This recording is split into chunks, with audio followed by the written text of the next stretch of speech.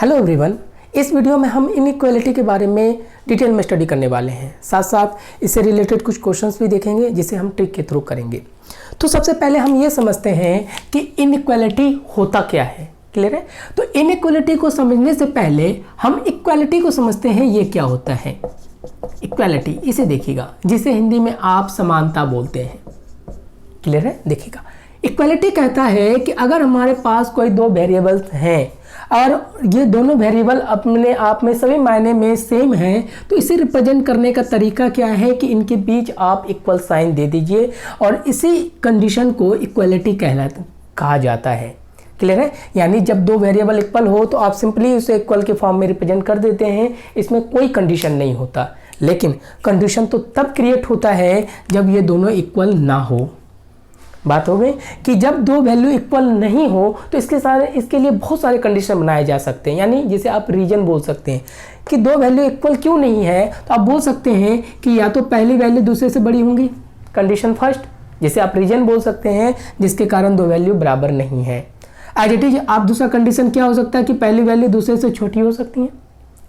तीसरा बोल सकते हैं कि पहली वैल्यू दूसरे से बड़ा या बराबर हो सकते हैं। तीसरा हो सकता है less equal than Y. Clear है? तो अब एक वेरिएबल दूसरे वेरिएबल के इक्वल नहीं है तो उसके लिए हमारे पास ये चार कंडीशन हो गया है और इसी चार कंडीशन को डिफाइन कराना इनइक्वालिटी कहलाता है, जिसे आप असमानता कहते हैं। यानी इनइक्वालिटी आपको वो कंडीशन प्रोवाइड कराता है जिससे आप किसी दो वेरिएबल के ना होने का रीजन बता सकें। बात समझे? और इस रीजन को वो चार अलग अलग सिंबल से रिप्रेजेंट करता है, जिसको आप यहाँ देखिए, ग्रेटर का सिंबल कहते हैं, इसे लेस का कहते हैं, इसे ग्रेटर इक्वल और लेस इक्वल, और इसी सिंबल्स को इनइक्वालिटी सिंबल्स कहते हैं। बात समझ में आ गया कि इनइक्वालिटी क्या कहता है? अब देखिएगा, अब इस कंडीशन को सेटिस्फाई करने के लिए इनइक्वालिटी इन रिलेशन के बीच इन सिंबल्स के बीच रिलेशन बताता है, और यही रिलेशन हमारे सिलेबस का मेन पार्ट है। रिलेशन आप टोटल 14 टाइप्स के रिलेशन हैं जो हमारे सिलेबस में कवर होता है, और इन्हीं रिलेशन पे इस तरह के आपके पास इनइक्वालिटी वाले कंडीशन बनाए जाते हैं। इसे इनइक्वालिटी इक्वेशन बोलते हैं। क्लियर है? तो अब हम देखते हैं ये 14 रिलेशन होता क्या है। देखिएगा जरा,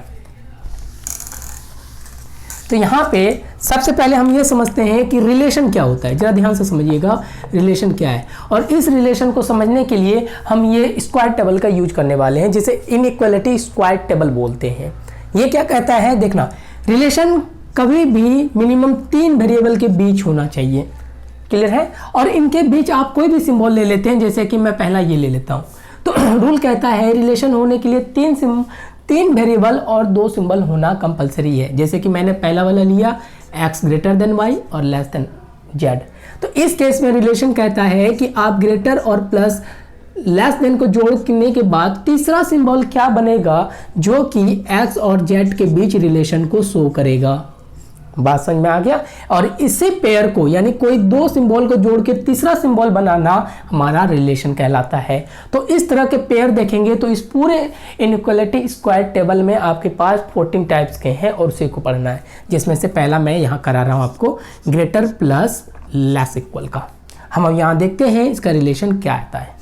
क्लियर है? अब देखिएगा, अब रिलेशन समझ में आ गया कि किसी भी 3 वेरिएबल के बीच 2 सिंबल को जोड़ के तीसरा सिंबल को डिसाइड करना, जिससे पहले और तीसरे वेरिएबल के बीच रिलेशन पता चल जाए, उसी को आप रिलेशन बोलते हैं। समझ में आ गया? लेकिन इसे करने से पहले मैं आपको एक छोटा सा नोट बता रहा हूँ जो आपको क्वेश्चन सॉल्व करने में थोड़ी सी हेल्प करने वाली है। जरा ध्यान से देखना, ये हमारे पास इसे इनइक्वालिटी इक्वेशन बोलते हैं। जैसे कि यहाँ मैंने 2 लिख रखा है, ये इनइक्वालिटी इक्वेशन है। इसमें आप चाहो तो लेफ्ट टू राइट में मूव कर सकते हैं, राइट टू लेफ्ट में मूव कर सकते हैं, दोनों साइड से हमें मूवमेंट होता है। तो अब कब लेफ्ट टू राइट मूव करना है या राइट टू लेफ्ट मूव करना है, ये कंडीशन के अकॉर्डिंग वेरी करता रहता है, लेकिन हमारे पास सिचुएशन तो है दो साइड से मूव करना। तो अब यहाँ देखिएगा, जब भी आपको इस तरह का फेस दिखाई दे और लेफ्ट टू राइट मूव कर रहे हैं, फॉर एग्जाम्पल ऐसे समझिए कि आप लेफ्ट टू राइट बोल रहे हैं, तो ये वाला इस वाले सिंबल को ओपन डोर बोला जाता है। यानी आप इस डोर से आगे बढ़ के यहाँ तक, जैसे यहाँ कोई एक वैल्यू है और एक वैल्यू यहाँ पे है, तो ये आपको एंट्री दे देगा इस वैल्यू से इस वैल्यू तक जाने के लिए। लेकिन अगर आपके रास्ते में इस तरह का सिंबल आ जाता है तो ध्यान रखिएगा, इसे क्लोज क्लोज डोर बोलते हैं। यानी अब इस यहाँ से आप इधर नहीं जा सकते हैं, आप इधर मूवमेंट दिखाएंगे आप यहीं पे होल्ड कर दिए जाएंगे। अगर आप आगे मूव नहीं कर सकते तो आपका जो यहाँ पे वेरिएबल था इसका रिलेशन आप इससे तो बता सकते हैं क्योंकि ये आपको एंट्री देता है, लेकिन अपना रिलेशन आप इसके साथ इस वाले वेरिएबल के साथ नहीं बता पाएंगे, यानी ये नो रिलेशन का कंडीशन हो जाता है। बात समझ में आया? एज इट इज अगर मुझे रिवर्स ऑर्डर में जाना हो कि इस तरह से देखिए जरा कि अब आप राइट टू लेफ्ट जा रहे हैं, ये देखना जरा इस तरह से आप जा रहे हैं। अब ये आपके लिए ओपन डोर का काम करेगा, यानी अगर आपके पास कोई एक वेरिएबल यहाँ है तो इसका रिलेशन आप इससे जोड़ सकते हैं, लेकिन जैसे आप आगे बढ़े ये आपको फिर से होल्ड कर देगा। इस केस में ये आपके लिए क्लोज का काम करेगा। तो यहाँ पे बैठा कोई वेरिएबल आप इसके बारे में नहीं बता सकते। यह नॉर्मल सी बात है कि आप किसी के घर पे जा ही नहीं सकते तो वहाँ के मेंबर्स के बारे में नहीं बता सकते, यानी आपका उसके साथ कोई रिलेशन नहीं हो सकता। आप तो यहीं ब्रेक हो गए, ये आपको एंट्री करने से मना कर देता है, यानी ये क्लोज डोर है। तो आपका रिलेशन इससे तो बता सकते हैं, लेकिन आपका रिलेशन इससे नहीं होगा, तो ऐसे सिचुएशन को नो रिलेशन का सिचुएशन कहते हैं। बात समझ में आ गया? बस इन्हीं सिंबल को ही आप यहाँ चाहो तो ग्रेटर इक्वल ले लो, लेस इक्वल ले लो, लेस इक्वल या ग्रेटर ले लो, कोई फर्क नहीं पड़ेगा, सबके लिए यही कंडीशन होगा। ओवरऑल जो 14 रिलेशन होंगे हैं वो इस रूल को फॉलो करेंगे तो काफ़ी ईजी हो जाता है। तो उसी टर्म्स का हम यहाँ इस्तेमाल करने वाले हैं। देखिएगा जरा, इस कंडीशन में आप एक्स टू जेड जाना चाहते हैं, उसी को तो रिलेशन कहते हैं। तो यहीं पे तो हमें डिसाइड करना है कि इनके बीच क्या सिंबल आएगा। तो जरा ध्यान से देखना, आप एक्स से बढ़े, ये आपको एंट्री दिया, वाई तक पहुंच गए, लेकिन यहाँ जाने के बाद ये यहीं पे ब्लॉक हो गया, यानी आप left to right to Z के पास पहुंच ही नहीं सकते। तो एक्स और जेड के बीच कोई रिलेशन नहीं आएगा, यानी ग्रेटर प्लस लेस का जब भी आंसर होता है इस केस में थर्ड सिंबल नो रिलेशन का होता है, यानी इसके बीच आप कुछ भी डिसाइड नहीं कर सकते हैं, ना ग्रेटर ना लेस, कुछ भी नहीं। एज इट इज आप इधर से मूव करके देखें, जेड से चले वाई, ये वाला इसे एंट्री देगा, यहाँ जाएगा, आप यहाँ जाके ब्लॉक हो जाइएगा, यानी कि आप फिर से जेड राइट टू लेफ्ट जाने पर भी जेड और एक्स के बीच कोई रिलेशन नहीं होगा। और इसी सिंबल को कहते हैं relation. Greater plus less equal हमेशा नो रिलेशन का कंडीशन बनाता है, इनके बीच कुछ भी लिखा नहीं जा सकता है। बात समझ में ये आया हमारा पहला कंडीशन, जिसको मैंने 1 नंबर से डिफाइन किया। एज इट इज हमारे पास दूसरा नंबर कंडीशन है ये वाला, देखिएगा इसे दूसरा कंडीशन कहते हैं। दूसरा कंडीशन में क्या सिंबल होगा? Greater than plus less equal, यही कुछ है। तो इसी कंडीशन में मैं चेंज कर देता हूँ, यहाँ देखें ये ग्रेटर इक्वल और लेस इक्वल, ये देखना। फिर आपसे बोला गया तो बताओ कि इनके बीच क्या रिलेशन है, यही चीज़ देखना हमें। तो वापस फिर से आप इस वाले टर्म्स का इस्तेमाल कीजिए, आप आगे बढ़े, यहाँ ये आपको जाने दिया, जाने के बाद फिर से यहाँ पे रास्ता आपका ब्लॉक, आप जेड के पास पहुंच ही नहीं सकते। फिर एज इट इज इधर से चले, ये आपको जाने दे देगा, अब यहाँ जाएंगे तो रास्ता ब्लॉक, यानी ग्रेटर इक्वल ये वाला सिंबल प्लस लेस इक्वल ये वाला सिंबल से भी आपके पास नो रिलेशन का कंडीशन आएगा, यानी एक्स और जेड के बीच आप कोई भी रिलेशन नहीं बता सकते हैं। इस तरह के कंडीशन को आपको ऑप्शन में बता दिया जाता है कि नो रिलेशन होगा। समझ में आया? यानी कि दो symbol greater equal plus less equal में भी नो रिलेशन का रिजल्ट आता है। ये इक्वेशन नंबर 2 हमारा। अब थर्ड नंबर की बात करते हैं। देखिएगा ये डायग्राम में मैंने एरो ऊपर की ओर दिखाया है, इस डायग्राम में भी एरो मैंने ऊपर की ओर दिखाया है, क्यों? इसका रीजन है। अगर मैं थर्ड इस वाले की बात करूं तो जरा ध्यान से देखिएगा, थर्ड केस में क्या कहता है, अगर ग्रेटर प्लस ग्रेटर इक्वल होता है तो इस केस में ध्यान देखिएगा, जब भी ये दो सिंबल अगर आपके पास आ जाता है तो तीसरा सिंबल का जो रिलेशन होता है वो देखिएगा, मैं यहाँ करके दिखा देता हूँ। देखो अगर पहला सिंबल हमारे पास इस केस में ग्रेटर आता है, दूसरा सिंबल ग्रेटर इक्वल आता है, तो रूल कहता है ग्रेटर प्लस ग्रेटर इक्वल, यहाँ पर आंसर ग्रेटर में बदल जाता है। इसलिए मैंने यहाँ की प्रायोरिटी ऊपर की ओर दिखाई है कि ग्रेटर इक्वल और ग्रेटर, क्योंकि ये दो सिंबल हैं, इसके जो प्रायोरिटी होता है वो हमेशा ज़्यादा होता है। क्लियर है? ध्यान में रखिएगा, ग्रेटर और लेस इक्वल की प्रायोरिटी बाकी किसी भी सिंबल से, इनइक्वालिटी सिंबल से सबसे ज़्यादा होता है। तो greater plus greater equal third symbol क्या बन जाएगा? ग्रेटर, और इसको आप इसके बीच डाल दीजिएगा। समझ में आया? तो यही चीज़ है हमारे पास, greater plus greater equal greater हो जाता है। अब फोर्थ हम इसकी बात करें, सेम चीज़ है ये देखिएगा। फोर्थ की बात करें, ये देखना लेस प्लस लेस इक्वल की बात करें तो इसी टर्म्स का यूज करेंगे। तो यहाँ पे लेस इक्वल, लेस और लेस इक्वल के केस में हम लेस देन पे चले जाते हैं। समझ में आया? रीजन क्या है कि अगर दो वेरिएबल दोनों, अगर एक पहले से और दूसरे से जुड़ा हो तो उसे लेस इक्वल में लेके चले जाते हैं। अब आइए, अब देखिए 5वां नंबर रूल क्या कहता है। 5वां नंबर इस इक्वालिटी को कहता है। जरा ध्यान से देखिएगा, इसे आप 5th मान लीजिए, 6 मान लीजिए, 7 मान लीजिए और ये 8 मान लीजिए।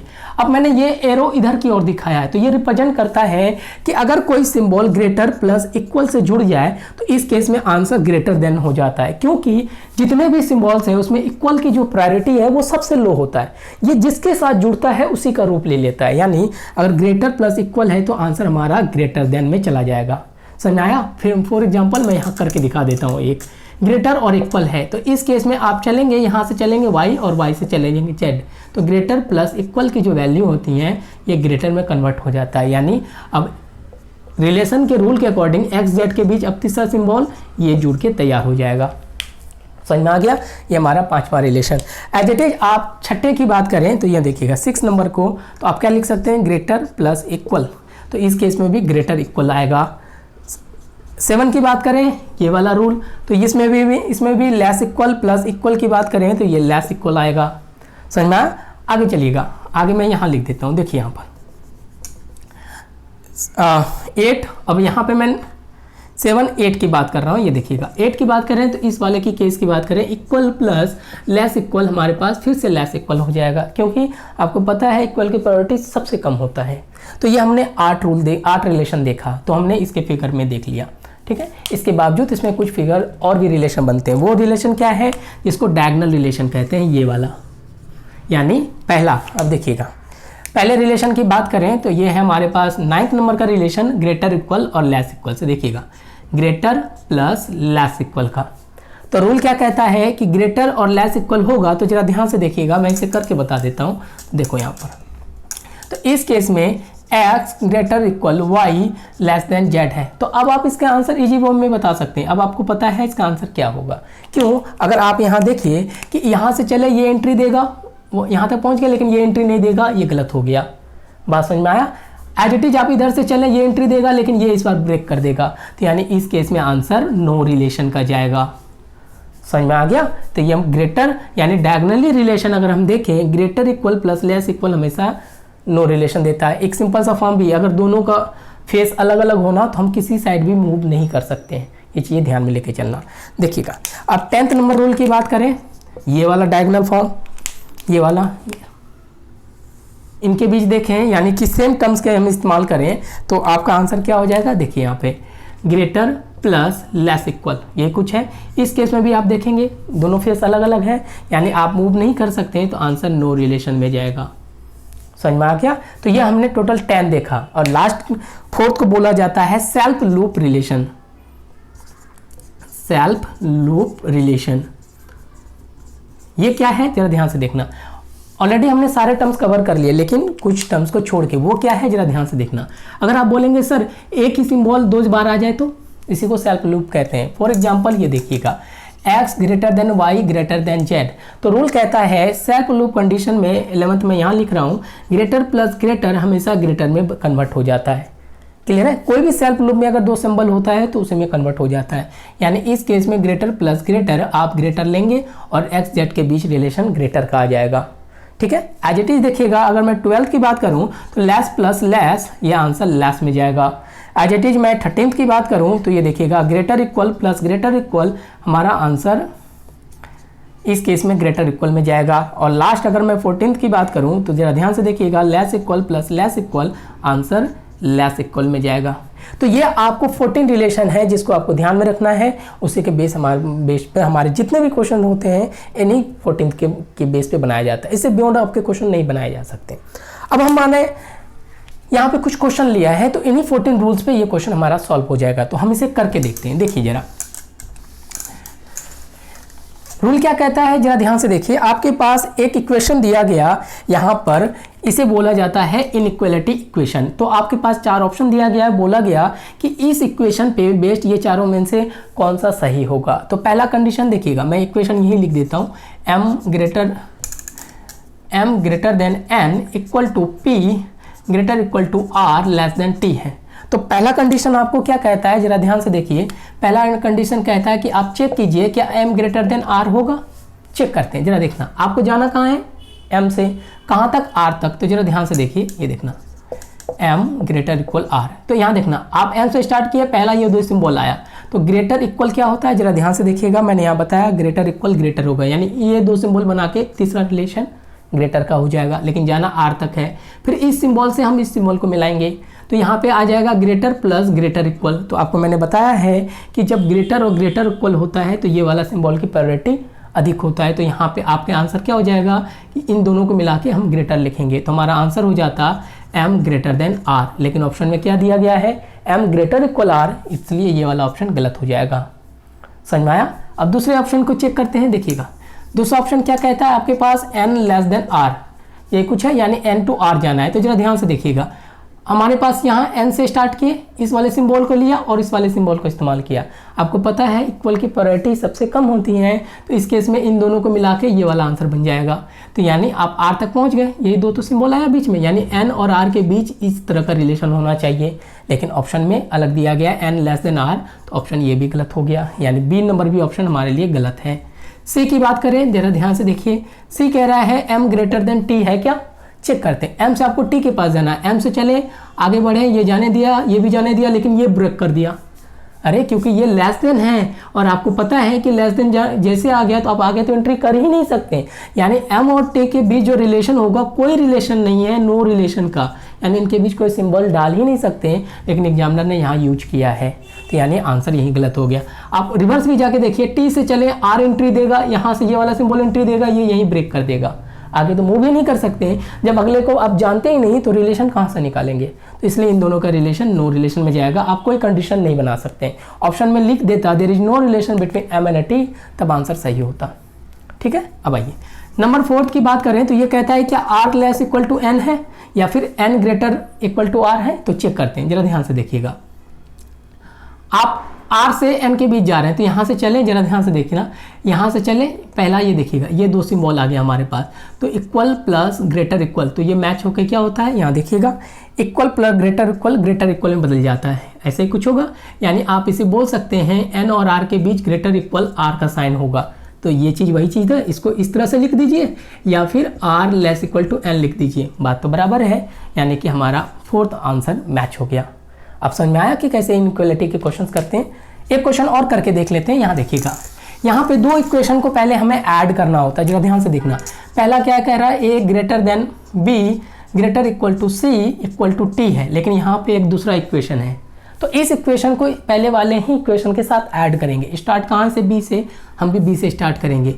b लेस देन s, ये देखिएगा s, और लेस इक्वल y है, ये देखिएगा बन के तैयार हो गया। अब हम इसमें पहला कंडीशन चेक करते हैं, बोला जाता है क्या c लेस इक्वल y है, तो हम चेक करते हैं। तो आपको जाना कहाँ से यहाँ जाना है, तो हम इस इक्वेशन को इस तरह से सीधा कर लेते हैं, तो आपको समझ में अच्छा आएगा। तो आप इसको कैसे लिखेंगे, यहाँ देखिएगा, y greater equal s greater than b greater equal c, ऐसे कर लेते हैं। ऑल्दो आप यहीं से कर सकते हैं, लेकिन मैं आपको एक्सप्लेन कर रहा हूँ इसे अलग करके।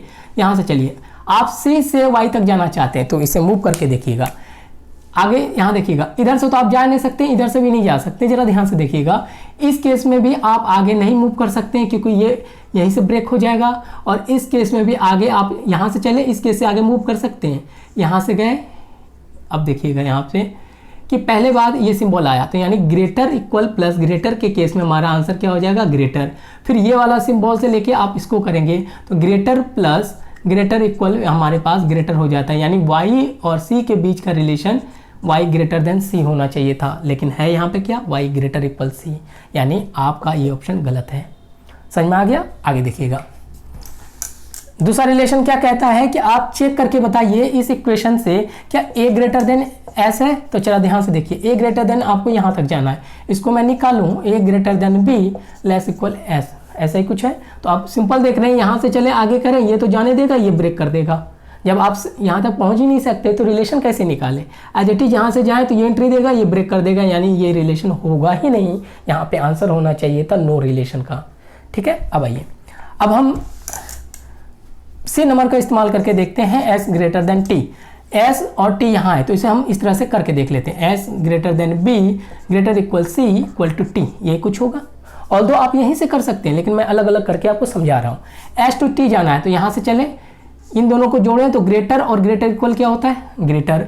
फिर यहाँ से चले इसको जोड़ें तो ग्रेटर प्लस इक्वल क्या होता है, ग्रेटर, तो यानी एस और ग्रेटर देन टी आंसर होगा। तो यहाँ देखना बिल्कुल सही है, यानी सी नंबर ऑप्शन हमारा करेक्ट है। लास्ट को भी चेक कर लीजिए, ऑल्दो हमारा आंसर आ चुका है फिर भी हम लास्ट कंडीशन को भी चेक कर लेते हैं। ये कह रहा है कि y ग्रेटर इक्वल ए है, हम चेक करते हैं y कहाँ है, यहाँ ए यहाँ है, तो हम इक्वेशन बना लें a greater than b less than c less equal to y। ऐसा ही कुछ बनेगा, ऐसे तो यहीं से दिख रहा है, यहाँ से जाएंगे तो b आपको एंट्री ही नहीं देगा। उसके बाद यहाँ देखना a से चले b एंट्री दे रहा है लेकिन ये यहाँ पे होल्ड कर रहा है। जब आप y तक पहुँच ही नहीं सकते तो आप आंसर कैसे बनाएंगे ये वाला, ये तो पहले ही गलत हो जाएगा। एज इट इज इधर से चलें, ये जाएगा यहाँ एंट्री कर देगा लेकिन ये ब्रेक कर देगा, यानी y से आप यहाँ तक तो पहुँच गए लेकिन आगे नहीं पहुँच सकते। तो इस केस में भी आपके पास y और a के बीच कोई रिलेशन ही नहीं होगा और आंसर आपका सी चला जाएगा s ग्रेटर देन t। तो ये आपके पास फुल डिटेल एक्सप्लेनेशन था इनइक्वालिटी का। Thank you.